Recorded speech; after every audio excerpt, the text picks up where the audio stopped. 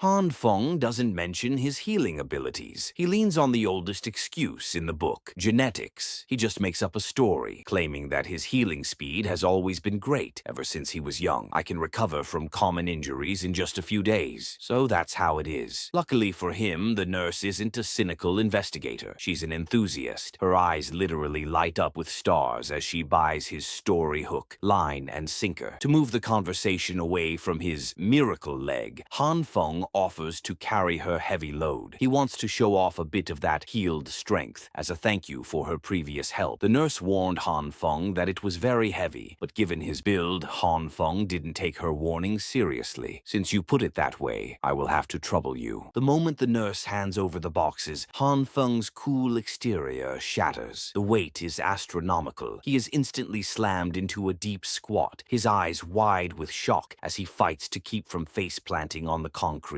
Struggling back to his feet while his muscles scream, Han Feng tries to play it cool while gasping for air. He timidly asked what was in the boxes. The nurse cheerfully replies that those are the medical supplies. She plans to donate them. The nurse looks at him with a cute, slightly ironic blush. She can see he's struggling and offers to take the burden back, wounding Han Feng's pride in the process. But Han Feng continues to try to keep his cool. It's fine. I don't feel anything at all. As they walk side by side toward the donation point, the nurse reveals a little more about herself. She reveals that her petite frame is a lie. To be more precise, her size does not match her strength. She's actually much stronger than most guys. This intrigues Han Feng, who decides to get more information. Really? Have you always been strong since you were young? The nurse's playful demeanor vanishes. She blushes, looking down at her feet with a hint of something deeper, maybe even something supernatural. Then she replied, hesitantly, "Not really, actually. There's a reason behind it." Han Feng, even more intrigued, found himself completely captivated by the nurse's story. Just as she was about to spill the reason behind her inhuman strength, the nurse catches herself. She gets flustered, waving her hands as if trying to shoo away the topic. "It's nothing. Sorry, it's just that something happened. I can't really explain it clearly." To break the awkward silence, she stops in her tracks and leans in close to Han Feng, her curiosity shifting toward him. "Right, I still don't know what your name is." Han Feng keeps it simple and introduces himself simply, Han Feng. The vibe shifts as the light catches her face. Despite the grime of the basement and the biting cold, she looks radiant. And unlike Han Feng, she responds warmly. "I am called Jin Shui. Nice to meet you." The nurse's charm caught Han Feng off guard. He stood there frozen for a moment, unable to take his eyes off her. As they resume their walk, Jin Shui tries to keep the conversation flowing. "So, Han Feng, what do you do?" "Unemployed," Han Feng replies. Jin Shui is amazed all over again. Han Feng asks her what's so surprising about an unemployed person. Their light-hearted banter is cut short. A man rushing through the crowded car park carelessly shoulders past them. The force of the bump sends Jin Shui stumbling right into Han Feng. The man apologizes and keeps walking without stopping. Meanwhile, Jin Shui bumps into Han Feng. For a split second, time slows down. Han Feng felt the soft, supple press on his arm. Looking closer, it was Jin Shui's chest. His heart does a somersault, and his face instantly turns a deep bright red. They quickly scramble apart, putting a respectable distance between each other to hide their mutual embarrassment. But the moment of intimacy didn't go unnoticed. Not far from them, Huina notices them and is surprised to see Han Feng with the beautiful nurse. Without hesitation, she called out to him, "Hi, Han Feng. Why didn't you tell me you were out here?" Seeing how close Jin Shui and Han Feng are, Huina acts out of pure jealousy, or rather, out of pure manipulation. She walks up to Han Feng, takes his arm, and pulls him close to her chest, completely oblivious to the world around them. She moves even closer to Han Feng to give the impression that they are more than just acquaintances. She leans slightly toward him and pretends to be interested in Jin Shui. "Who is this? Your friend?" Completely embarrassed and confused by Huina's behavior, Jin Shui takes the boxes back from Han Feng and walks away. You two can continue chatting. I won't disturb you. I will carry it over myself, thank you." Han Feng doesn't even have time to react. He shyly agrees. Jin Shui hurriedly walks away from them, while Huina seems to be taking a perverse pleasure in the situation. Now that it's just the two of them, Han Feng asks her what she's doing here. She says she came down to receive supplies. Then she turns the conversation back to him. "You didn't contact me. I was worried that something had happened to you." Han Feng sees sees right through her game, but doesn't want to waste his time on her, so he replies that he was just about to send her a message. But Huina couldn't care less about those messages. She has a completely different goal in mind. But to be less direct, she takes the opportunity to turn the situation to her advantage. She starts by teasing him, telling him that he's lying and that she saw him happily chatting away with Jin Shui. Then she adopts a more cheerful and innocent tone to talk about her real goal. That's right, Han Feng. Do you have any spare food supplies at your house? I've almost run out. Can you share some with me? But Han Feng is already familiar with her manipulative little games. He just smiles as he watches her put on a show. But so as not to arouse suspicion, Han Feng goes along with her. I don't have much food left, but I can share some with you. But you still haven't replied to the message that I sent you a few days ago. For a moment, he steps out of character just to tease her a little. He slips his hand behind her back, grabs her, and pulls her toward him. Want to come to my place and accompany me for a few days? Huina didn't expect that. Not from the Han Feng she knows. She was completely caught off guard, but she quickly stepped back and resumed her acting. I didn't get what you meant at that time. If you want me to chat with you, you can just look for me online. Han Feng has no interest in playing Huina's social games. He lets out a long, exaggerated yawn, acting like her presence is the most boring thing in the world. He turns his back on her, a move that would have been unthinkable for the old Han Feng. Hyuna is stunned. Her queen bee status is failing, and she realizes her usual manipulation isn't working. In a panic, she drops the snark and chases after him, grabbing his jacket to stop him from leaving. Wait, Huina is a master actress. She lowers her head, her voice trembling slightly, shifting into the misunderstood lover persona. She looks up at him with wide, watery eyes, and she begins her performance. I feel like you have changed recently. You know that I have always been very serious about my feelings. She leans in, making it seem like she's revealing her deepest secret. It's a classic gaslighting move, making him feel bad for her selfishness. I don't want people to think that I am with you just because you are rich. So can you give me a little more time? Han Feng realizes he's been too cold. If he changes too fast, people will get suspicious. To keep his secrets safe, he decides to play along. He softens his expression, putting on the face of the love-struck fool she used to control. But he admits that she is convincing, and that if he hadn't died because of her, he would have believed her. He really wants to tear off her ugly mask right now, but it's not time yet. Behind Han Feng's moved expression, his mind is a dark abyss of hatred. A shadowy memory flashes across the screen, the silhouette of a man. This is the person Huina betrayed him with in his previous life. As he recalls the dark memories of his past, an idea pops into his head. He doesn't need to hunt his enemies. He just needs to let them think they are winning. He just has to proceed like he did in his previous life and let Huina take care of the rest. To keep his enemies close, Han Feng flips the switch. He drops the cold survivor persona and puts on the mask of the hopeless romantic that Hyuna remembers. Even she is taken aback by how quickly he seems to fold. Han Feng leans fully into the role, flashing her a bright, seemingly happy smile. He dangles the one thing more valuable than gold in this frozen hell. I will be waiting for your reply. I will deliver some food supplies to you tomorrow. For Huina, it's mission accomplished. Really, Han Feng, you are the best. The couple shares a tender goodbye, both playing their parts to perfection. The moment they turn their backs on each other, the masks are dropped. Huina's face twists into a smug look of triumph. She thinks she has her ATM back under her thumb. Han Feng's pretty proud of his acting. He knows he just set the ultimate trap. Time skips forward. Outside, the blizzard is no longer just a storm. It's a burial. The buildings are encased in thick, jagged ice, and the world is a silent white grave. Inside his warm, high-tech room, Han Feng is living a different reality. He's sitting down to a steaming, delicious meal and a cold drink. Beside him, his phone is vibrating non-stop. The screen is flooded with desperate, angry messages from Yona. Han Feng, what are you doing? You said you were going to give me some supplies 2 days ago. When are you going to deliver it to me? Why are you not replying to my messages? Han Feng doesn't even glance at the screen. The tomorrow he promised isn't coming. He picks up his chopsticks and takes a slow, satisfied bite. This weather is perfect for such nice and warm food. This is the end of this chapter. Thank you for watching.